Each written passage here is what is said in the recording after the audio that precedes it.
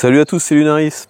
Aujourd'hui, le test d'un fat bike pliant, mais surtout homologué, il est totalement légal. Il s'agit du Ado Beast.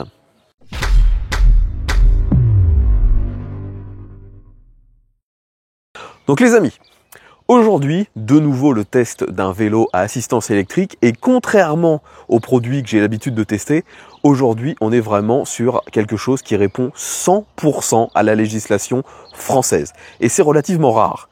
Et vous allez voir finalement que le fait qu'il soit totalement légal, ça a des bons côtés, mais surtout ça a aussi des mauvais côtés.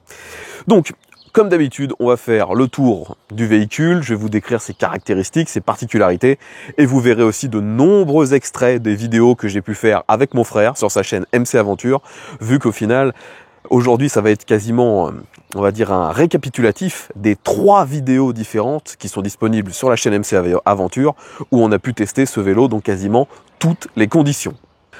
Donc approchons-nous de ce Ado Beast. Alors déjà, je l'appelle le Ado, mais sa marque en fait, c'est ça.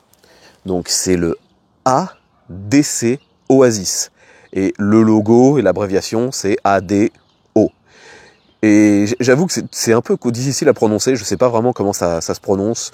Donc le plus souvent, je l'appellerai le Ado. Donc le modèle, c'est noté ici, c'est le Beast. Et on a de l'autre côté du cadre la preuve qu'il est réellement homologué. Vous voyez, juste ici, on a bien le nom du véhicule. Donc le modèle exact, la référence, c'est le A20F. On a sa puissance, 250 watts, la charge maximum, l'année, le poids du véhicule. Enfin, on a toutes les caractéristiques et on voit bien donc qu'il est homologué. Donc pour revenir déjà sur les caractéristiques qui sont nécessaires pour qu'un vélo soit conforme avec la législation française. Vous devez, avec cette législation, avoir un moteur électrique qui ne dépasse pas les 250 watts nominal. Donc sur ce vélo, on a bien sûr un moteur et celui-ci se trouve dans la roue arrière, c'est là qu'il est le plus souvent. Et pour alimenter celui-ci, on a une batterie. Alors là, c'est une batterie de 15 ampères-heure. Et comme c'est un vélo pliant, la batterie n'est accessible qu'une fois le vélo replié. Comme tous les autres vélos qui ont cette mécanique, ce n'est pas forcément super facile, super agréable, surtout que le vélo est quand même un peu lourd, hein, il fait 28 kg. Les autres caractéristiques pour qu'un vélo soit homologué en France, il ne doit pas dépasser les 25 km/h, et donc ça, vous le verrez dans les vidéos avec mon frère sur sa chaîne, la limite est vraiment, on va dire, brutale. On ne dépassera jamais les 25. Et la dernière caractéristique, vous n'avez bien sûr pas d'accélérateur. La seule chose qui vous fait avancer, c'est vos jambes et l'aide qui détecte que vous êtes en train de faire tourner le pédalier. Et c'est tout. Donc c'est finalement très très peu performant par rapport à ce qu'on peut avoir sur d'autres vélos qui, eux, ne respectent pas cette législation et qui coûtent à peu près le même prix. Pour continuer sur l'équipement de ce vélo, vous voyez donc qu'on a quelque chose de basique par endroit et plutôt haut de gamme par d'autres. C'est assez bizarre. Par exemple, on voit qu'on a une simple fourche à l'avant. Elle n'est pas réglable et à l'arrière, il n'y a pas de suspension du tout. Ça, c'est un peu le point faible de ce vélo. Par contre, au niveau du freinage, là, ils ont mis du matos au top. On a bien sûr des freins à disque, devant et derrière, et tout est à commande hydraulique. On a même la possibilité de régler l'écartement des leviers. Franchement, au niveau du freinage, c'est peut-être un des vélos qui freine le mieux que j'ai pu tester. Donc, pourquoi avoir, privilégié le frein à la suspension? Ça, c'est une info qu'il faudra demander au constructeur. Le freinage est excellent, la suspension vous limitera à une utilisation balade. Vous avez pu voir d'ailleurs sur la chaîne de nouveau de mon frère MC Aventure qu'on a essayé ce vélo dans des conditions extrêmes. On l'a mis dans la boue, dans des pentes extrêmement raides. On l'a mis dans du gravier. On l'a même descendu sur la plage. Et finalement, le vélo est efficace, mais on se retrouve quand même assez vite limité par la suspension et par la puissance, vu qu'il est homologué, limité à 250 watts, je le rappelle. Comme souvent, avec les vélos équipés de ce système de batterie, vous avez des clés. Donc les clés servent à verrouiller la batterie et ça sert également de clé de contact. Si vous enlevez la clé, vous ne pouvez pas démarrer le vélo. Pour continuer sur l'équipement, au niveau de l'écran, vous avez ici un petit écran. Il est assez discret, par contre il est en couleur. Et celui-ci vous donne les infos de base. Vous avez bien sûr votre vitesse. Et on a aussi les modes. Donc vous avez 5 niveaux d'assistance, donc de 0 où c'est complètement désactivé jusqu'à 5.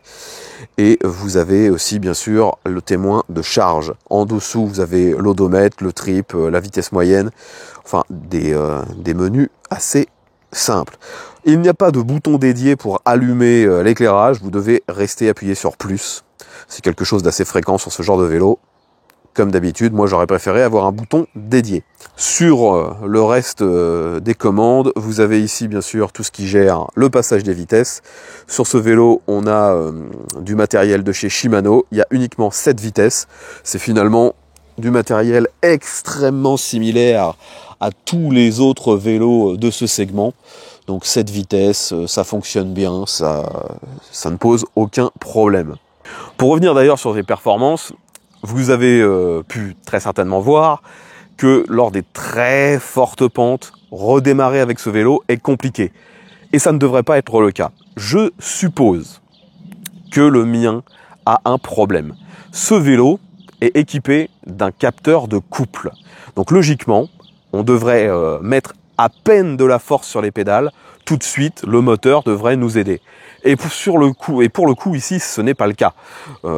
Sur les vidéos avec mon frère, on l'a fait, je vous l'ai dit, dans de la pente, sur de la plage, et à chaque fois le problème c'est toujours ça, c'est de redémarrer le véhicule. Il faut faire quasiment un tour de pédalier total avant que le moteur comprenne qu'ils doivent nous remettre de la puissance. Donc je le redis, je pense vraiment que c'est le mien qui a une défaillance. Logiquement, un vélo avec un capteur de couple ne doit pas avoir ce comportement. Et d'ailleurs, tous les autres vélos avec un capteur de couple que j'ai testé fonctionnaient, eux, très très bien. Concernant le confort, c'est tout à fait standard. On n'est pas sur une selle qu'on va dire inconfortable, mais elle n'est pas non plus, elle ne brille pas non plus par son confort. C'est vraiment dans la moyenne. Vous avez aussi pour le confort à l'utilisation des garde-boue. Et là, les garde-boue, on peut dire qu'on les a mis à l'épreuve lorsqu'on était sur la plage. Donc ils fonctionnent plutôt bien, mais vous pouvez quand même atteindre les limites. Lorsque vous êtes comme nous sur de la plage, au bout d'un moment, vous allez quand même être mouillé ou avoir du sable sur votre pantalon. Au niveau de l'éclairage, sur ce vélo, de nouveau, c'est du matos homologué. Donc à l'avant, vous avez une petite lampe qui n'éclaire pas énormément. Vous avez aussi des catadioptres afin d'être vu. Et à l'arrière, vous avez une petite lampe qui n'est pas reliée à la batterie du vélo. C'est une petite lampe à pile que vous devrez allumer à chaque fois et éteindre à chaque fois. Ça ne s'allume pas et ça ne s'éteint pas en même temps que le vélo. Ce vélo est vendu actuellement sur le site de Geekbuying pour 1600 €. Donc vu ses performances, on pourrait se dire que c'est cher. Mais finalement, ce que vous payez, c'est l'homologation. La plupart des autres vélos ne sont pas homologués, donc ils n'ont pas de contraintes, ils n'ont pas de frais annexes pour cette fameuse homologation. Donc les vélos sont moins chers. Donc bien que ce vélo soit agréable, il faut garder vraiment ça en tête. En fait, vous allez payer beaucoup plus cher pour un vélo moins performant. Et finalement, par contre, si vous comparez le tarif par rapport aux autres vélos qui seraient équipés quasiment de la même façon et eux aussi homologués, eh bien vous allez arriver sur des tarifs quasi identiques. Donc si vous désirez un vélo pliant qui répond à toutes nos législations, je vous mets bien sûr un lien dans la description. Je rappelle que je ne suis pas affilié avec cette marque, je ne touche rien sur les ventes. Si vous êtes intéressé, vous trouverez néanmoins donc ce lien. Si vous avez déjà essayé ce modèle ou si vous le possédez, n'hésitez pas à nous donner votre retour d'expérience afin justement que je puisse m'assurer que ce problème de capteur de pédalage, de capteur de couple, pardon, ne soit pas récurrent. Moi j'ai essayé de trouver des infos, j'ai pas trouvé d'autres personnes qui s'en plaignaient, donc je pense vraiment que le mien a un problème. Comme d'habitude, si la vidéo vous a plu, n'oubliez pas de mettre un petit pouce vers le haut, de la partager sur les réseaux sociaux. Abonnez-vous également si ce contenu vous intéresse, vu que je teste de plus en plus souvent ce genre de vélo. À bientôt et à tous.